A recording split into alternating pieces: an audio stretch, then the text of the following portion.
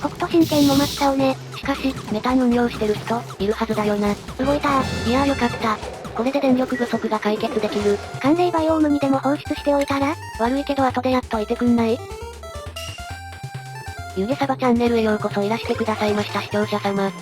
なんだいきなり。いやー、メインの電力網で悩んでて、みんなどうしてんのかなって。うちだと今までは発電機ごとに系統を別にしてたな。そう。だから該当する発電機が止まるとその系統が止まるわけじゃん。そうだな。それを防ごうと思うと電力網を統合するしかないわけじゃん。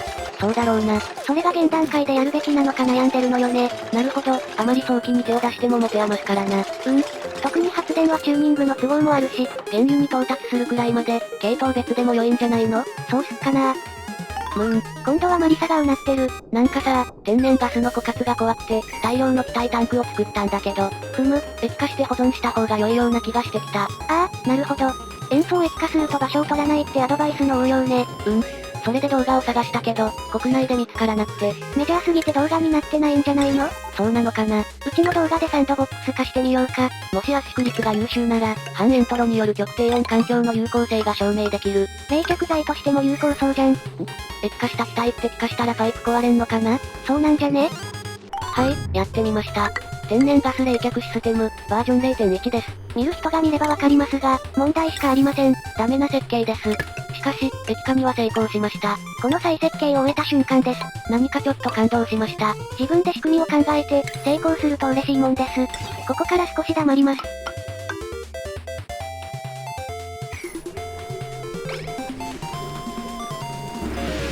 このように瞬間的に液化と熱交換、気化を繰り返します。室内にはタンク丸ごと一つ分の天然ガスを入れてあります。液化すると容量どんだけなんだろ。見た感じ6、7タイル分っぽいけどな。10タイルはない感じかな。圧縮としては優秀ね。しかし、余裕がなさすぎます。半エントロの稼働限界がマイナス173度、天然ガスの液化がマイナス161.5度。少しパイプで運んだら気化するんじゃないかこれ。こんな不安定な状態、危なくて使えないわ。もう少し改良すれば、この極低温環境は使い物になりそうです。が、何に使うんだという疑問が。そもそも断熱タイルとの熱交換がきつい。通常のタイルの方が良いんかな。ちなみに、この低温室の周辺は真空です。もう少しいじって、再度実験するべ。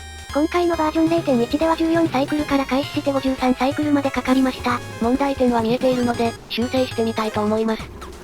ついでなんで組み出してみます。通常のパイプなんで結果丸見えですけど。はい、バンバンパイプが壊れてます。断熱パイプにしても危ないんじゃないかな。何しろ仕組み的に温度が約10度上昇したらボン、だからな。北斗神拳も真っ青ね。しかし、メタン運用してる人、いるはずだよな。いるでしょうね。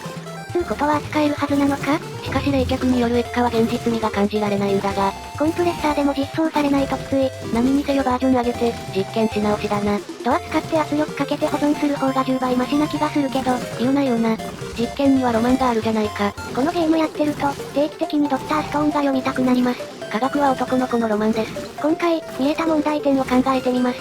素人にしちゃ、結果は出たけど、まず半エントロの稼働限界が一つね。これですでに終わってるけど、液体クーラーでやらんとダメだね。こりゃ、周辺との熱交換が避けられないのも問題だな。あとは、室内を冷却するっていう乱暴な考えもね。なんだろ、狭い部屋作ってさ、そこだけ冷却とかのがよくね？冷却対象を小出しにして、あと、あれだ、使い方をよく知らない熱交換プレート。今、持ってる知識でやりくりしたにしちゃ、自分で言うけど上出来ね。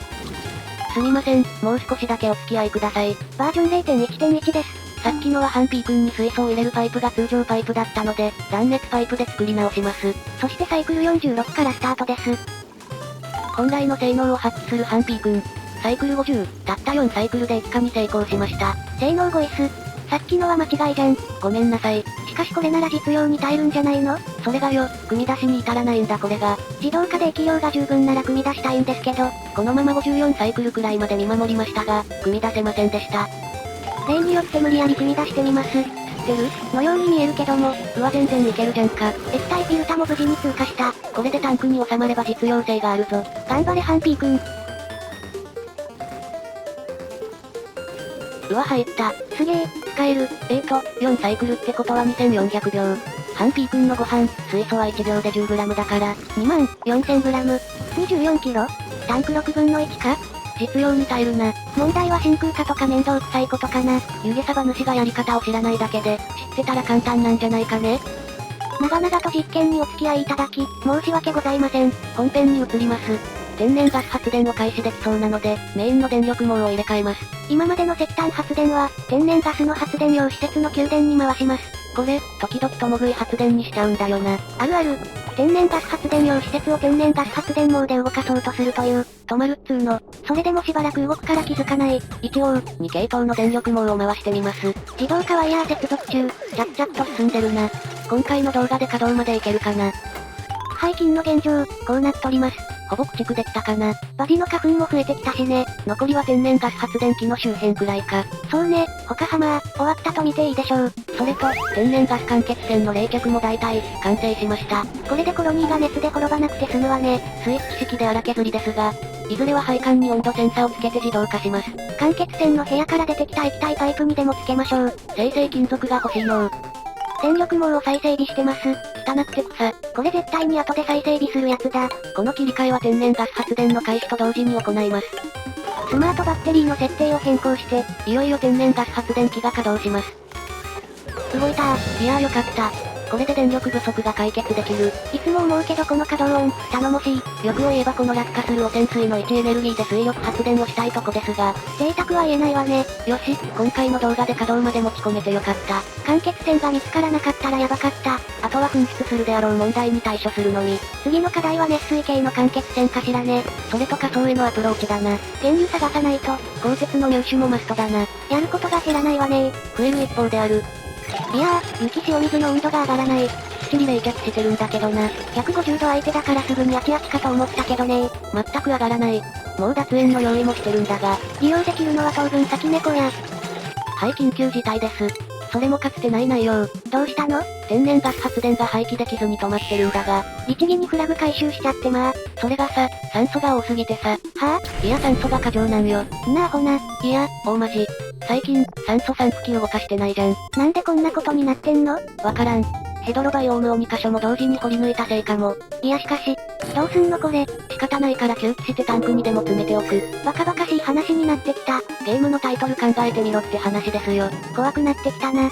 隊員の鼓膜調べてみた方が良いんじゃないの？ストレスがかかってないから大丈夫、だと思うんだが。うわすげえ圧力かかってるじゃん。廃棄できないわけですよ。こんな実況、ある？聞いたことねえな。大丈夫かね？このチャンネル存続の危機かよ。寒冷バイオームにでも放出しておいたら？悪いけど後でやっといてくんない？なんかげんなりしてきた。気持ちはわかる。